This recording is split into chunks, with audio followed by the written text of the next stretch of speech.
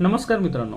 Interstellar आणि the Martian नंतरचा कोणता स्पेस चित्रपट बघताना अंगावर शहारे आले असतील तर तो म्हणजे प्रोजेक्ट हेल मॅरी. 2026चा हा सर्वात मोठा सिनेमॅटिक सरप्राईज आहे. पण हा चित्रपट फक्त एका माणसाच्या संघर्षाची गोष्ट नाहीये, तर यात काहीतरी वेगळं लपलंय.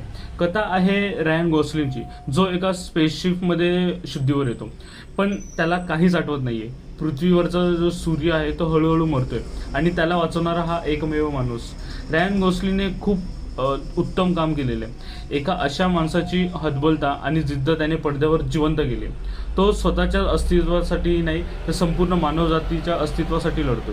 पण खरी मजा तेव्हा येते जेव्हा रायनला अंतराळात अजून एक जोडीदार भेटतो, रॉकी. हो, हा एक एलियन आहे, पण आपण आजवर पाहिलेल्या एलियनपेक्षा हा एकदम वेगळा आहे. त्याच्यातलं जे म्युझिकल कम्युनिकेशन आणि एकमेकांना मदत करण्याची जी पद्धत आहे ती खरंच the soul of the movie आहे.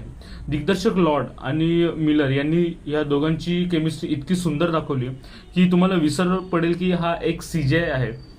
एवढे नेक्स्ट लेवल VFX आहेत. व्हिज्युअल्सबद्दल जर बोलायचं झालं तर IMAXमध्ये हा चित्रपट बघणे म्हणजे एक पर्वणीच आहे. तो 11 सूर्य, रशियन स्पेसशिपचे सीन आणि ताऱ्यांमधल्या दुनियेची शांतता हे पूर्ण डोळ्यांना पारणं फेडणार आहे. हा चित्रपट तुम्हाला हसवतोय, रडवतोय आणि शेवटी एक विचार देऊन जातो.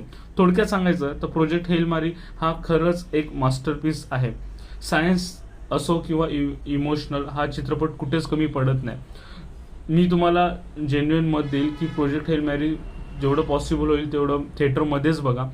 जर IMAX असेल तर अतिउत्तम, पण हा एक मास्टरपीस आहे जो तुम्ही बघायला चुकवू नका. धन्यवाद.